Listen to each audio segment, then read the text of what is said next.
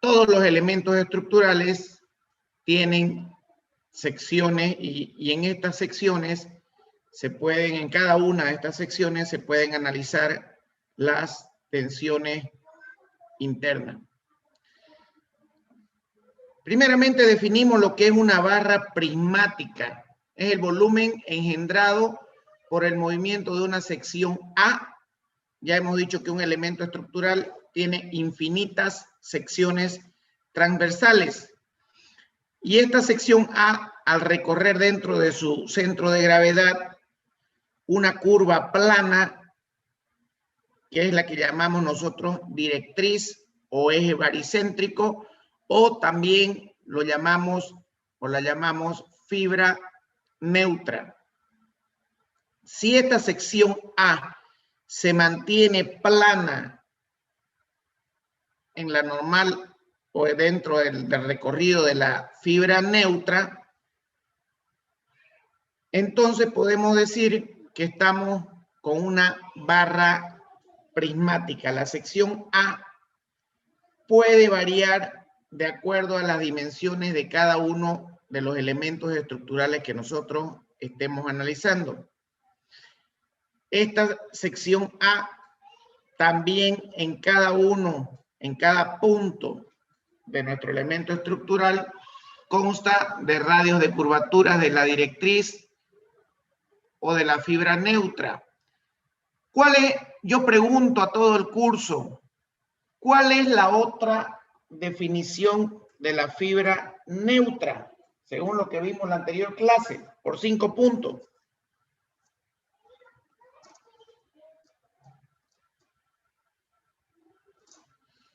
¿Algún voluntario por 5 puntos? ¿Cuál es el otro concepto de fibra neutra según lo que vimos en la anterior clase en cuestión de deformaciones?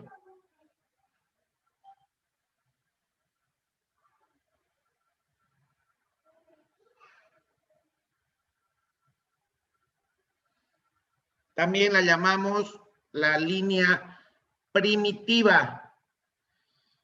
Entonces solo se consideran piezas de pequeña curvatura. Por favor, yo les voy a pedir todo lo que respondan que sea a través del parlante para que no tenga que entrar los mensajes.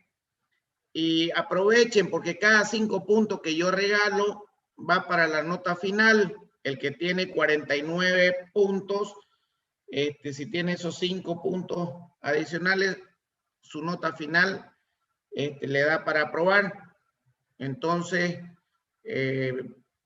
si logra reunir hasta 20 puntos, si tiene 40, pasaría con 60 de nota final. Entonces, no desaprovechen, jóvenes, porque a final de semestre siempre me dicen, ayúdenme, ingeniero, ayúdenme, que tengo 49, y yo lo siento, pero yo ya ayudé bastante durante el semestre. Y a ustedes, si no saben aprovechar las preguntas que se hacen, respondiendo de manera correcta, ya no puedo tener o darles otro tipo de ayuda. Estas barras prismáticas, como seguimos viendo, al transformarse en elementos estructurales y al actuar sobre ellas un sistema de cargas, provocan que dentro de estas barras prismáticas o dentro de estos elementos estructurales aparezcan los estados tensionales de estos elementos estructurales. Vale decir que si yo tengo una barra prismática, una viga, un elemento estructural, le agrego un sistema de cargas, este sistema de cargas va a generar dentro de esa barra prismática, dentro de ese elemento estructural, un estado de tensiones que se las llama solicitaciones. Esta es una palabra que siempre la vamos a tener, siempre la van a tener por delante, porque las solicitaciones, de acuerdo a las solicitaciones que se hace el refuerzo de las estructuras o el diseño de las estructuras. Estas solicitaciones no es más ni menos que los estados tensionales que puede presentar mi barra prismática o mi elemento estructural. Para determinar estos diferentes estados tensionales, siempre se debe conocer primero las condiciones de apoyo o sustentación de cada uno de los miembros que forman parte de la estructura. Cada uno de los elementos de esta barra prismática, o también si podemos analizar individualmente, siempre están unidos o anclados al terreno. Depende mucho de la sustentación de anclaje o el tipo de apoyo que nosotros tenemos. Podemos determinar 3 grados de libertad cuando actuamos en el plano, que son el desplazamiento vertical, desplazamiento horizontal y el desplazamiento rotacional, que lo vimos también la anterior clase. Hay una diferencia entre lo que son conceptos y solicitaciones que lo acabo de explicar muy claramente. El sistema de cargas de una barra prismática me genera solicitaciones internas. Estas solicitaciones internas son los estados tensionales de cada uno de mis elementos estructurales representados por barras prismáticas. Y estas solicitaciones, estos estados tensionales, pueden ser tracción simple, compresión simple, flexión simple, cortante simple, pandeo y torsión. En hormigón 1, los que venzan la materia van a ver estos estados de tensiones y cómo se pueden diseñar de acuerdo a estos estados tensionales cada uno de los elementos estructurales. Inclusive hay una combinación de los diferentes estados tensionales que lo van a ver más a detalle en hormigón 1. Nosotros nos vamos a abocar a lo que es tracción, compresión, fricción, cortante, pandeo y torsión. Son los 6 estados tensionales básicos que podemos representarlos en barras prismáticas debido a la aplicación de cargas o de un sistema de cargas en las mismas. ¿De qué hablamos cuando decimos tracción simple? Es el estado mediante el cual las partículas del material, en nuestro caso, nuestro material va a ser hormigón armado, tienden a separarse.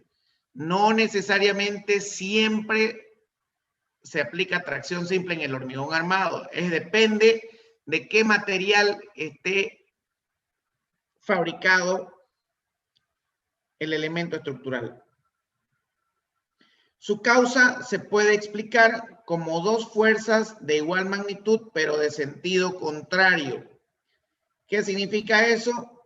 Que si nosotros tenemos nuestra barra prismática, muy similar a la de la imagen de la izquierda, y a esa barra prismática yo le aplico una carga P, en la parte superior me va a aparecer como reacción la misma carga P, generando una tracción en todo el elemento. Este elemento internamente va a tender a soltarse. Entonces, cuando hablamos de este tipo de elementos, por ejemplo, elementos a tracción simple, ustedes saben que el hormigón por sí solo no resiste esfuerzos a tracción. ¿Es correcto? Entonces, ¿cuáles son los elementos que pueden estar ligados netamente a este esfuerzo traccionante? Los cables de una grúa que levanta una carga. Cuando tenemos una torre grúa y necesitamos subir materiales a varios niveles, tenemos ahí en los cables una tracción pura, una tracción simple. Elementos estructurales de hormigón armado pueden tener algún tipo de tracción y para eso se hacen los refuerzos de acero. Llamamos estructuras de tracción simple a todos aquellos sistemas estructurales que actúan por su forma y están solicitados exclusivamente, o sea, tienen como solicitación exclusiva, solicitación interna, los esfuerzos de tracción. La deformación característica es el alargamiento en la dirección de la carga y acortamiento en las otras dos dimensiones. La ley de Bernoulli-Navier quiere decir que si tengo mi elemento estructural, le aplico cargas, una carga hacia abajo, arriba me va a aparecer la reacción, directamente ese elemento se me va a transformar en un elemento traccionado y se me va a deformar verticalmente. Vamos a tener estas deformaciones de este punto a este punto, o de este punto a este punto. Y al mismo tiempo vamos a tener deformaciones transversales o deformaciones laterales. Este que era gordito se volvió más flaca y se alargó más. Obviamente estoy exagerando en el tema deformativo.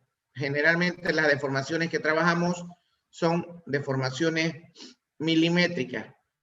Los materiales aptos para este tipo de estructuras se caracterizan por su gran flexibilidad, o sea, pequeño momento de inercia transversal. Recuerden que en la clase anterior vimos lo que eran los momentos de inercia. Muy elevada resistencia a la tracción y poco extensibles. Esa es la característica de los materiales que están ligados a tracción simple, a tracción pura. Los materiales más resistentes a este tipo de esfuerzo, a este tipo de solicitación, es el acero y el aluminio.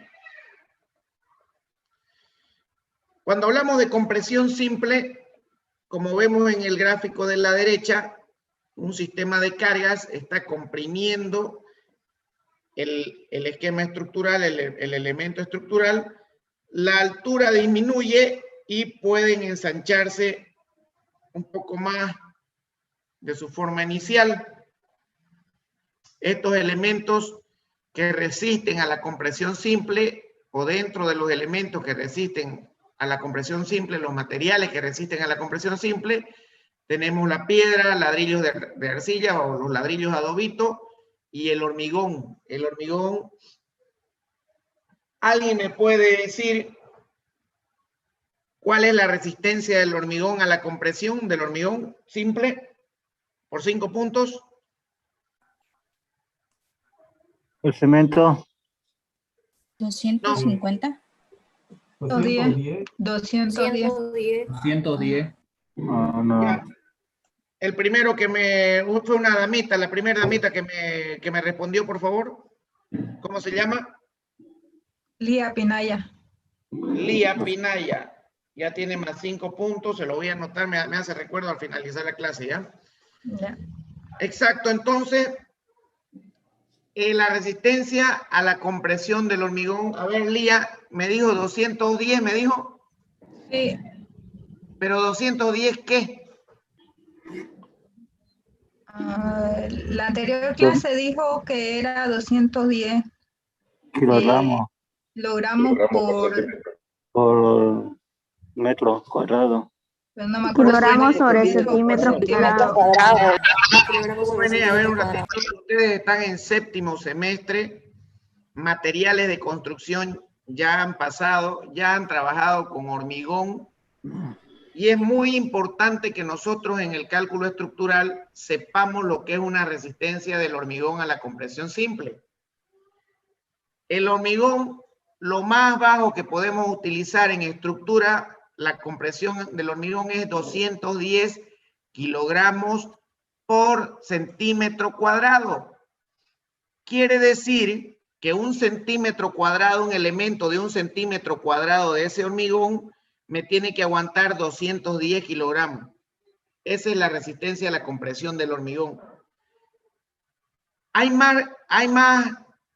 ¿Hay otros tipos de resistencia? Sí. Generalmente acá en nuestro medio se trabajan hormigones con resistencia a la compresión de 210, 250, 280, 300 y 350 kilogramos por centímetro cuadrado. Por favor, nunca se olviden de esos valores ni de sus unidades. El de 350 kilogramos por centímetro cuadrado quiere decir que ese hormigón, un elemento de 1 centímetro cuadrado, me aguanta 350 kilos. Eso es lo que me está tratando de decir con esta resistencia a la compresión. Entonces, por favor, no se olviden nunca de este concepto, porque de este concepto es lo que se parte para el diseño de estructuras de hormigón armado. Cuando hablamos de flexión simple, sabemos que directamente quien actúa es el momento flector, que me flexiona, como vemos en el gráfico derecho. Si yo tengo una barra prismática, un elemento estructural, le aplico una carga, esa carga me genera un esfuerzo flector, un momento flector, una flexión simple, que me provoca también una deformación en mi elemento estructural. En esta sección, el elemento estructural tiene componentes de esfuerzo cortante en los extremos y el momento flector máximo en la parte central cuando hablamos de una viga simplemente apoyada. El problema fundamental consiste en transferir cargas verticales de manera horizontal con el fin de salvar la distancia entre los apoyos verticales. Por eso decimos que la flexión es de gran importancia como mecanismo estructural. O sea, el esfuerzo flector me va a definir si mi elemento estructural está traccionado o está comprimido, en qué porcentaje, cuáles son de la línea neutra para abajo, de la fibra neutra para abajo está traccionado, o de la fibra neutra para arriba está comprimido, y en función a ese momento flector podemos definir la separación de los apoyos. Este esquema de comportamiento de una viga bajo flexión simple me informa, si vemos en la gráfica de abajo, que en la fibra superior,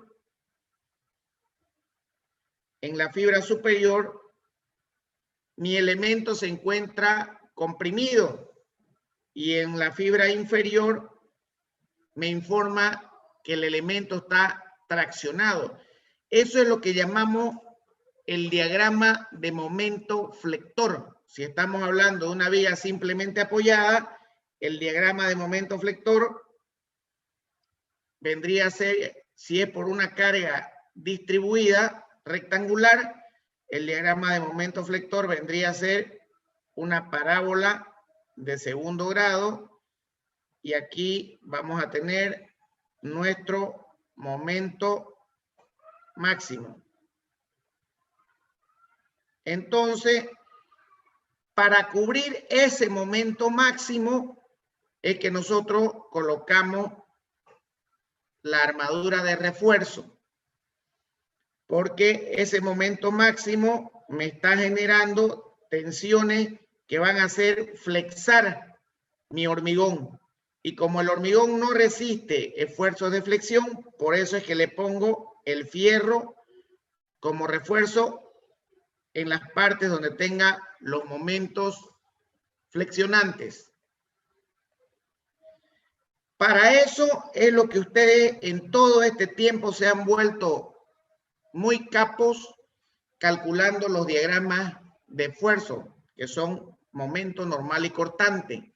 Ya sabemos que momento normal, cortante y torsor son los esfuerzos, los estados tensionales de mis elementos estructurales.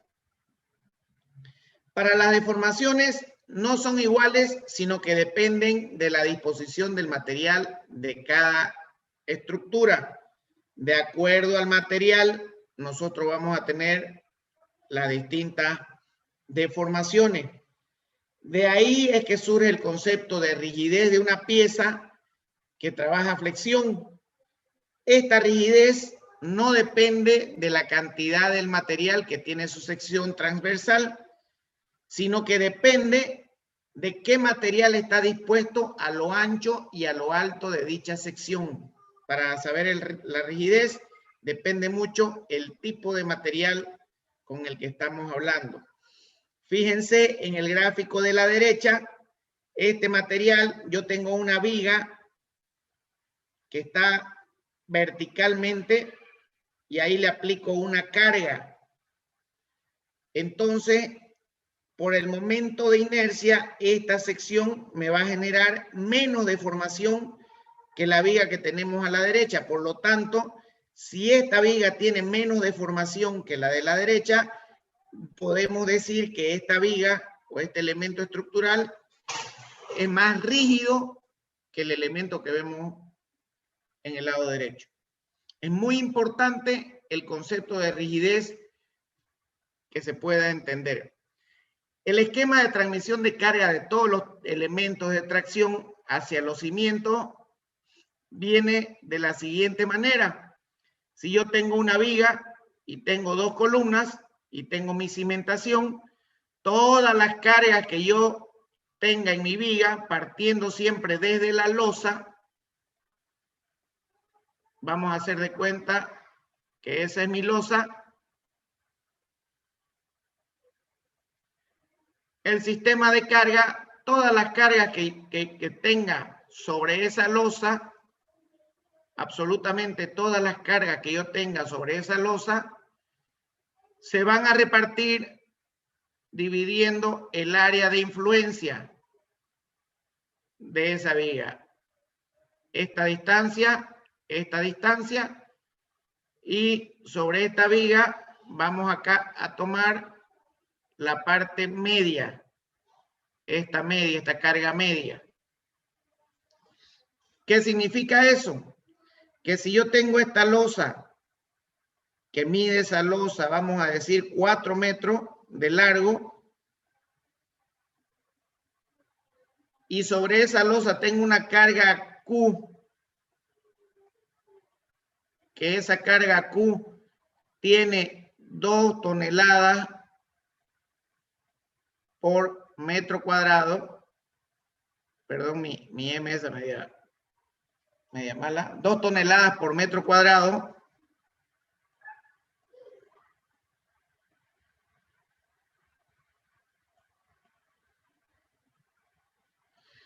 Quiere decir que en esta losa que vemos acá,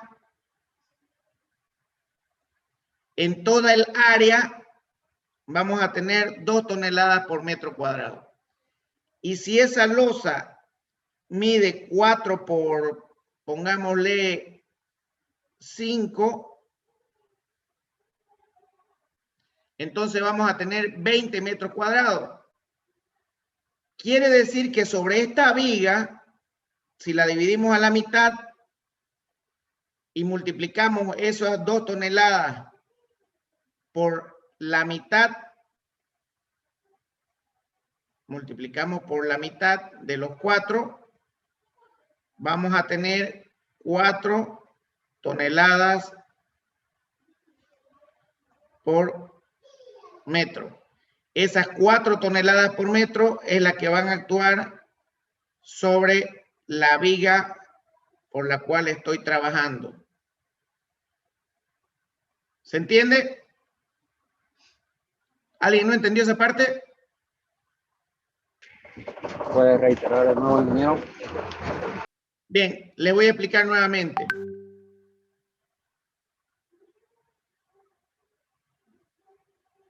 Me dicen, ingeniero, calcúleme esta viga, por favor, sus esfuerzos internos. Y yo tengo esta losa. Y esa losa va a tener una carga Q igual a 4 toneladas por metro cuadrado. Y si yo tengo esa carga 4 toneladas por metro cuadrado, Entonces, eso significa, si yo tengo de aquí hasta allá 4 metros,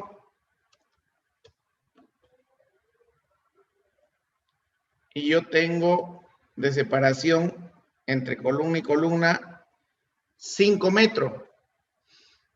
Entonces me dice, ingeniero, ¿qué carga va a tener esta viga? Lo que yo hago es separo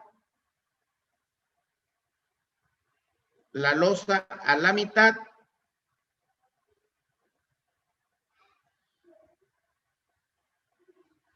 y por lo tanto a la mitad voy a tener 2 metros, ¿no es cierto? Esta es el área de influencia que vamos a tener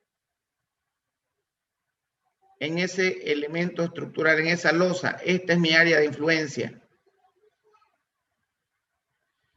Por lo tanto, si esta carga es 4 toneladas, si esta carga es 4 toneladas por metro cuadrado, yo eso lo multiplico por la longitud transversal para que la carga sea longitudinal. Fíjense, si yo lo multiplico, aquí es 2 metros, si yo lo multiplico por 2 metros, entonces voy a tener 8 toneladas por metro. Esas 8 toneladas por metro son las que van a estar como carga en la viga. ¿Se entiende?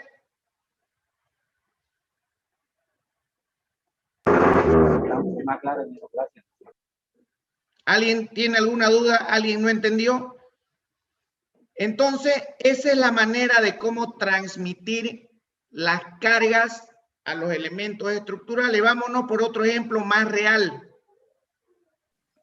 Ingeniero, y también se podría utilizar.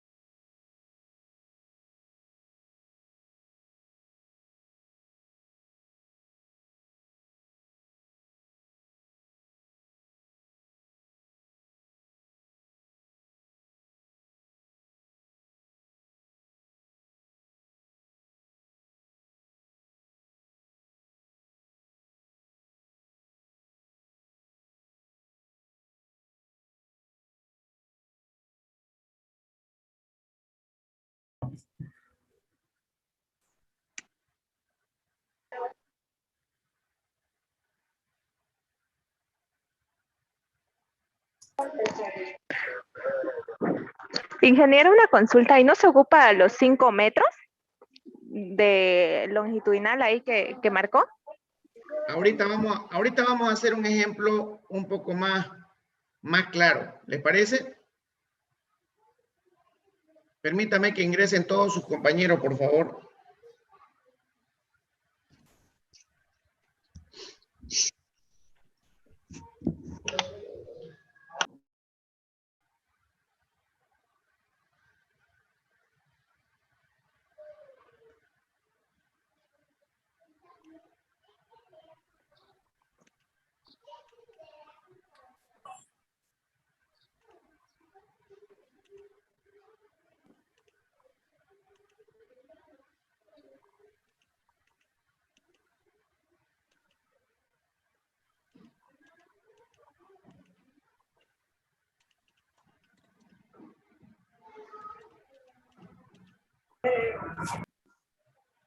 Bien, creo que ya ingresaron todos.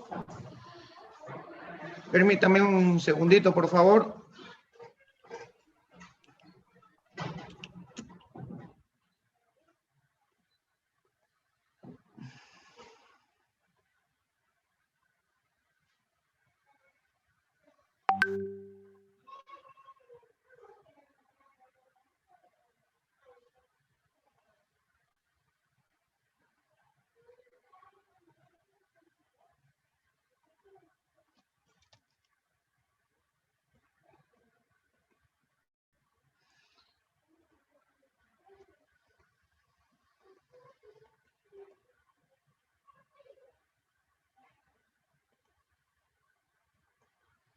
Bien, les voy a dibujar una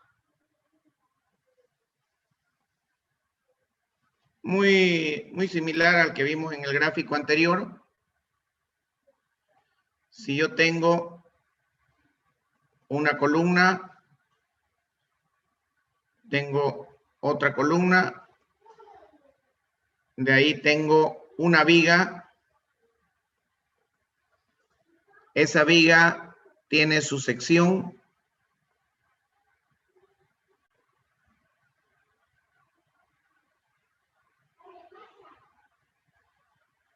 esa es la sección de la viga, y vamos a suponer que es la misma sección de la columna. Aquí lo mismo, vamos a tener la sección de la columna. Y aquí vamos a tener la sección de la viga. Y sobre esa viga se apoya una losa. Puede ser de vigueta, en fin. Y vamos a suponer que esa losa va a tener una sobrecarga en todo el área de la losa.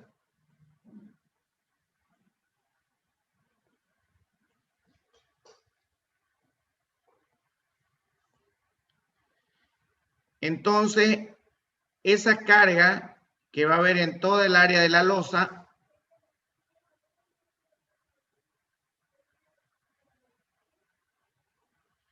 vamos a hacer de cuenta también que esto mide del eje de la columna hasta el borde de la losa y del eje de la columna hasta el otro eje de la columna. ¿Estamos de acuerdo? Me dice que esa carga Q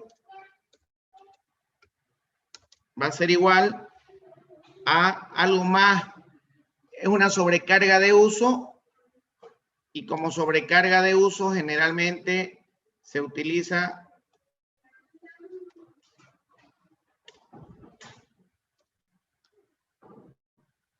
esa sobrecarga de uso. Entonces,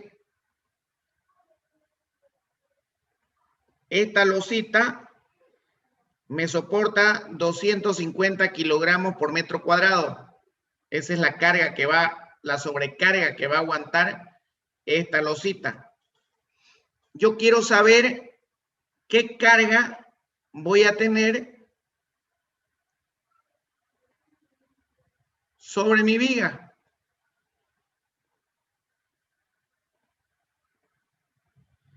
Yo quiero saber qué carga me va a actuar sobre el eje de la viga. Quiero saber una carga distribuida, uniforme. ¿Correcto? Entonces, lo primero que tengo que hacer, mi carga distribuida sobre la viga, vamos a llamarla Q', la voy a sacar a través del área de influencia. ¿Qué quiere decir el área de influencia? Que esta losa, la mitad de la viga, la mitad de la losa, perdón, van a distribuirse esa carga. La mitad de esa carga distribuida va a actuar sobre esta de acá y la otra mitad va a actuar sobre la viga. Entonces, esto me va a medir, si habíamos dicho que medía 4 metros, el total era 4 metros.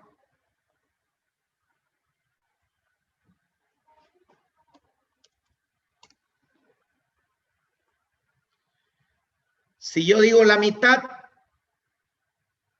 entonces del eje a la mitad de la viga, ¿cuánto voy a tener?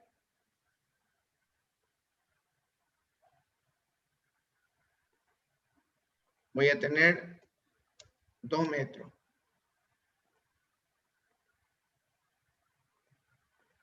Esto aquí.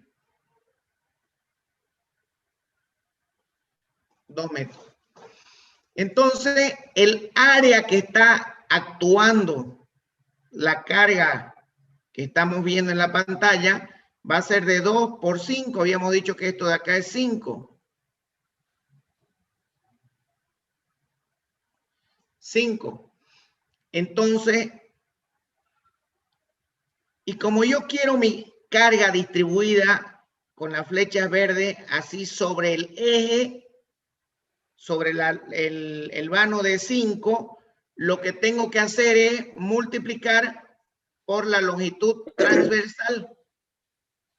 Fíjense, aquí tengo por metro cuadrado, pero si yo ese 0.25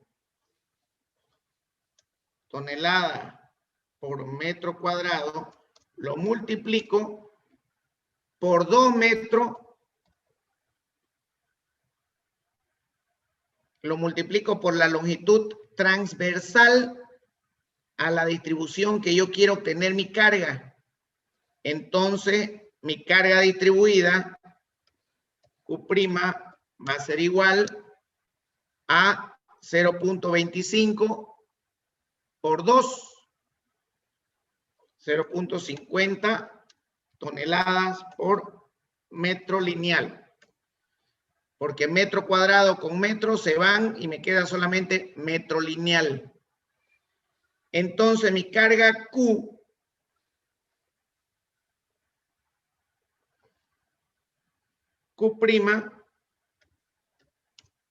va a ser igual 0.50 toneladas por metro lineal.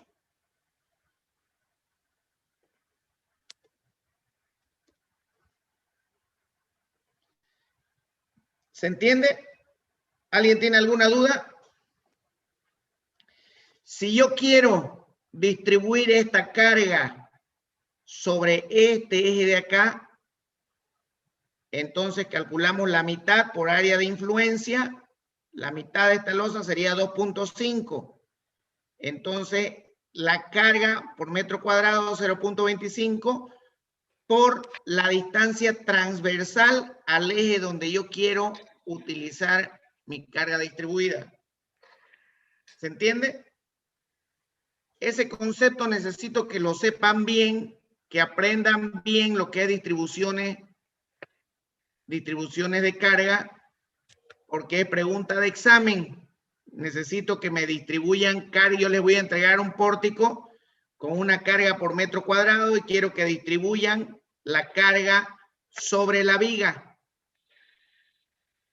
Por eso es que si alguien no está entendiendo, pregúnteme. Si me preguntan 10, 20 veces, este es el momento de aclarar sus dudas. ¿Se entiende? ¿Alguien no entendió? ¿Se entiende bien esta transferencia de carga?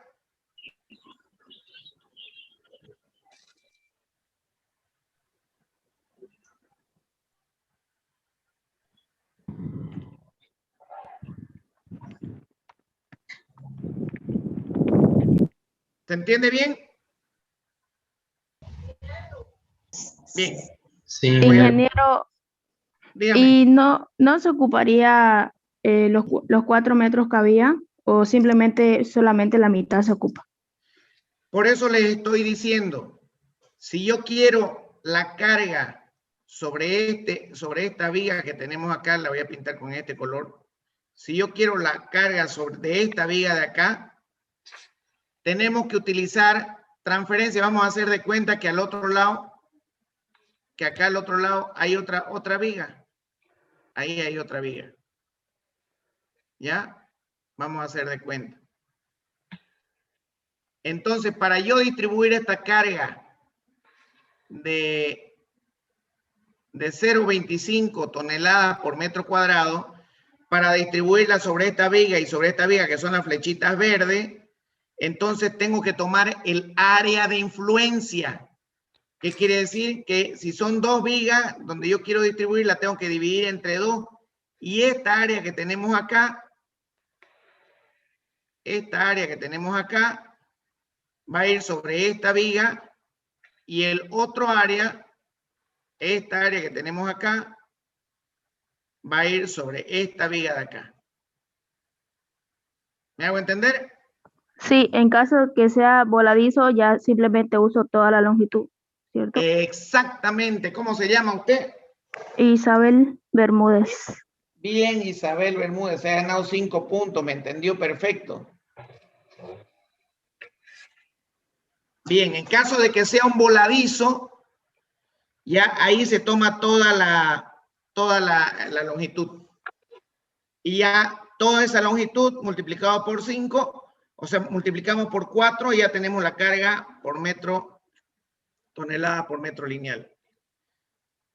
Hagámoslo el ejemplo.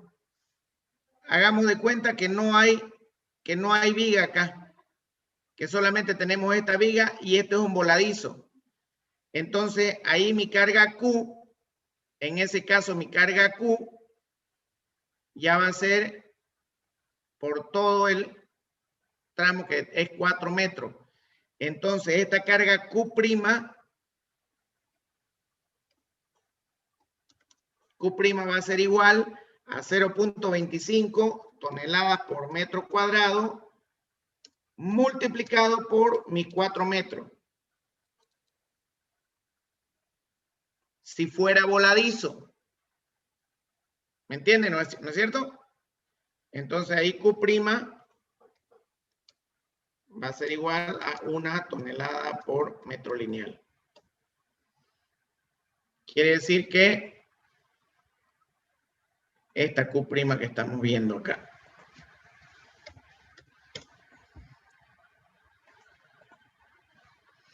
Esa Q'. ¿Se entiende bien? ¿Se entendió mejor ahora, no es cierto? Vuelvo a repetir, si no es voladizo y hay otra viga acá, se toma el área de influencia. Si tuviéramos 4 vigas, 1, 2, 3, 4 vigas, esta área de acá se divide en 4 por el eje. Y para cada viga se tiene que tomar su área de influencia. ¿Se entiende? Bien. Ingeniero. Dígame. Ingeniero. Y si en Dígame. un caso tuviéramos el primer caso de las 2 vigas más un voladizo de 1 metro, tomaríamos la mitad y los 1 metro los multiplicaríamos. En el caso que nosotros tengamos una viga acá y aparte de eso tengamos un voladizo, me está hablando un voladizo acá, ¿no es cierto? Sí. Ahí ese voladizo, tomamos el área de influencia de este lado, vamos a tener sobre esta viga una carga Q'. Entonces sobre esta viga vamos a tener la Q' debido al área de influencia, y a esa Q' le sumamos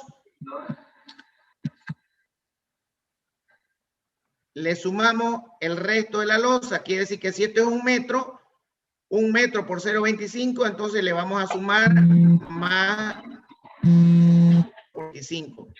Vamos a tener la carga de esta parte de la losa de su área de influencia y la carga de todo el voladizo, sumadas las dos. ¿Se entiende? Sí, ingeniero. Bien. Por favor, si alguien no entiende, sin vergüenza, sin miedo, pregunte, que así no tardemos 20 horas, pero esto tienen que saberlo porque es muy importante. Ya tienen que pasar a hormigón sabiendo estos conceptos. Tienen que saber transferencia de cargas, sí o sí. Voy a asumir que me han entendido entonces.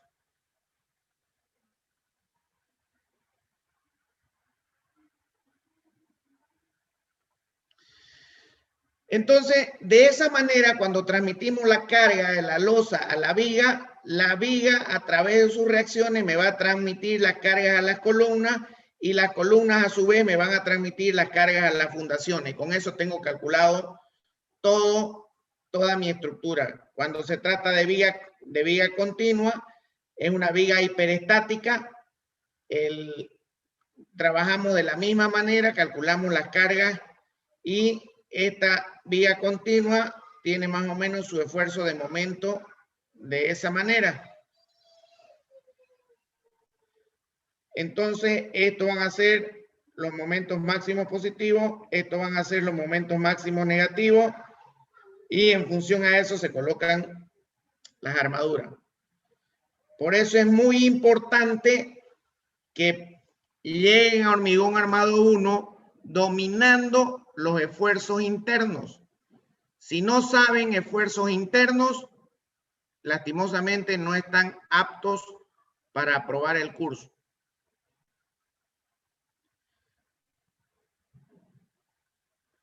Bien, ahora cortante simple. Cuando dos planos próximos de una sección transversal en un elemento estructural se deslizan con movimiento relativo entre uno y otro, quiere decir como una cuchilla, se dice que el elemento está sometido a esfuerzos cortantes. Hagan de cuenta que esta es la parte frontal de una sección y me van a aparecer esfuerzos cortantes en los bordes de las secciones, generando que mi viga o mi elemento estructural se deforme de esa manera. Hagan de cuenta que mi viga está así, de esa manera.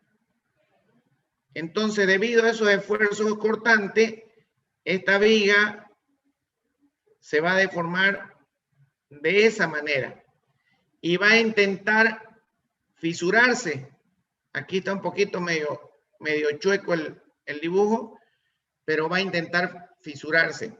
Si trasladamos ese concepto a elementos estructurales, a una viga, podemos decir lo siguiente.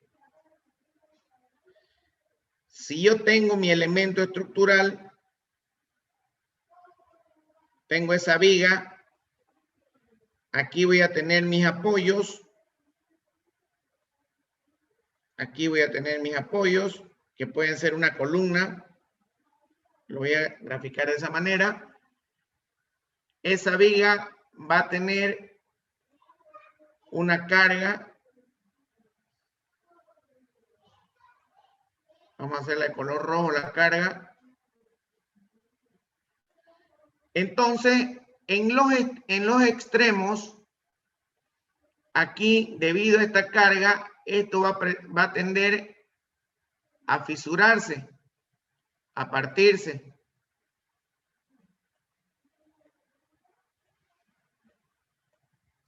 Por eso es que se dice que en los extremos el cortante es máximo. No le vamos a poner Q, le vamos a poner Q mayúscula.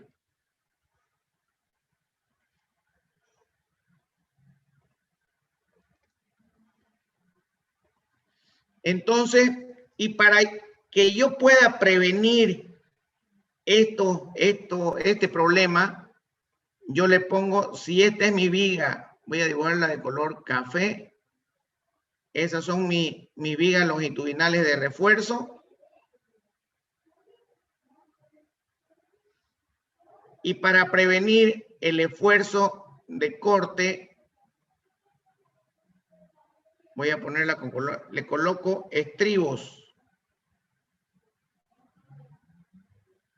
Y siempre estos estribos en los apoyos van a estar más apegados que en el centro. Los que tengan la posibilidad de visitar una construcción, fíjense que los extremos generalmente en los apoyos están más apegados. La sección transversal de esa viga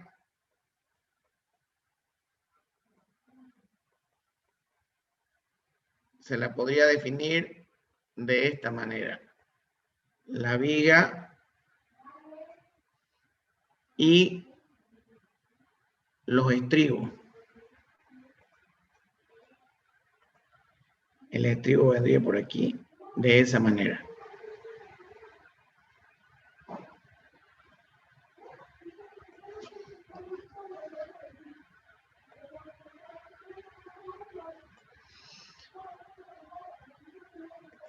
Y los fierritos.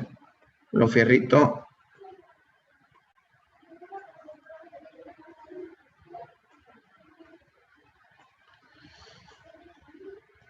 ¿Se entiende para qué es el esfuerzo de corte? Entonces, con este esfuerzo de cortante, puedo calcular la separación que voy a tener entre estribo y estribo.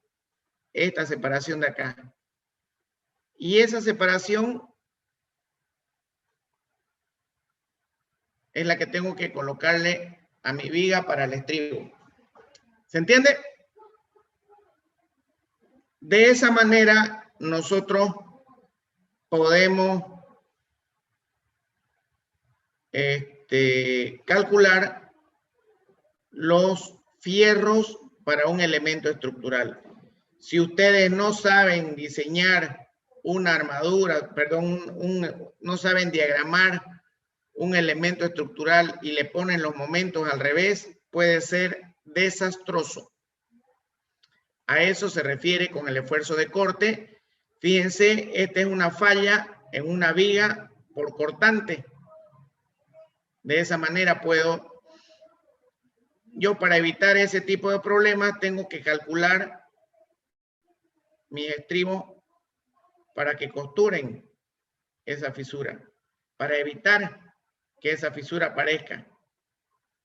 Vendrían así más o menos los estribos.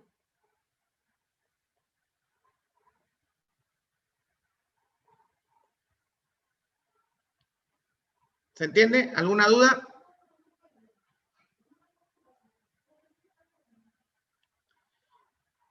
Bien.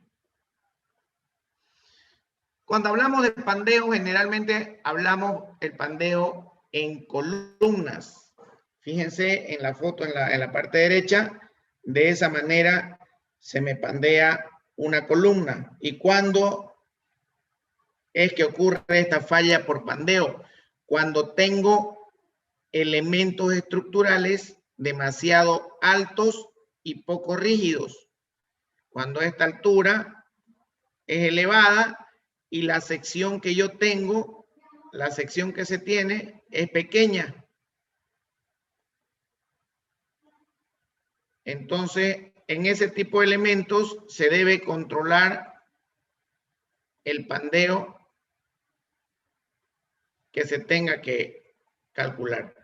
Si yo no controlo el pandeo, me pueden suceder este tipo de problemas. Para eso hay que darle mayor rigidez a la columna, quiere decir hacerla más robusta, darle mayores secciones. Si tengo columna alta, puedo considerar una columna alta a partir de los 5, 4,5, 5, 6 metros de altura. Entonces, ahí es necesario analizar el pandeo, que no es ni más ni menos, el pandeo es la flexión. Es como el momento flector que puede actuar sobre una columna. Muy parecido. Y por último tenemos la torsión, el esfuerzo torsionante. Si ustedes se fijan en el pórtico que tenemos a la derecha, tengo un pórtico con, podríamos decir, una escalera. O tengo esta H, este pórtico en forma de una H, con una carga al centro de esa viga. Esa carga me va a generar esfuerzos de torsión sobre esa viga. ¿Se entiende? Entonces, ¿cómo puedo yo calcular o cómo puedo yo contrarrestar los efectos de torsión? La torsión es un esfuerzo interno que me va a hacer girar mi elemento estructural transversalmente, haciendo que esto más o menos me aparezcan fisuras como las que vemos acá. ¿No es cierto? Entonces, si ustedes se fijan, hay una fisura media curva, pero media inclinada. Para eso le coloco estribos. Y aparte, lo que me ayuda a los efectos de torsión se conoce también con armadura de piel. Aquí se colocan armaduras de ayuda.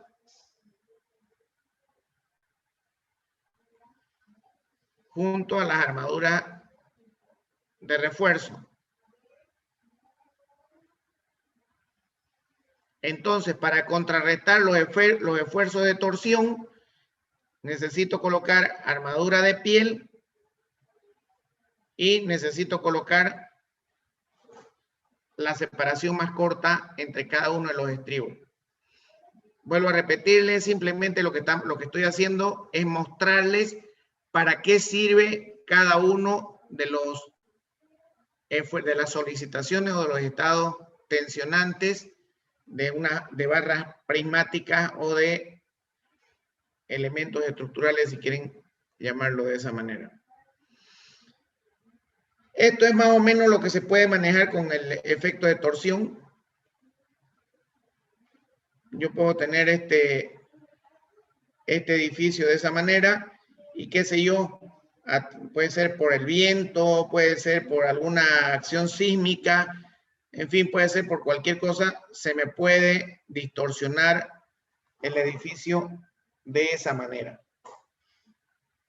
Fíjense en la foto de la derecha, por un asentamiento tal vez, se me está inclinando hacia la derecha, provocando efectos de torsión en el conjunto de toda la estructura.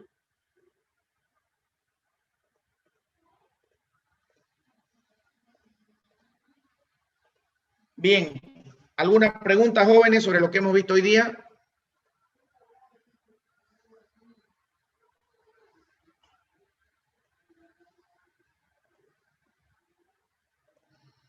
Permítanme registrar, hay 5 puntos adicionales para Lía Pinaya e Isabel Bermúdez.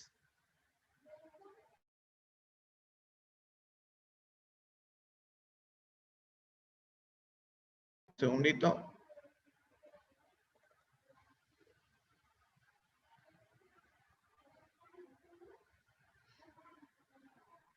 Aquí estamos.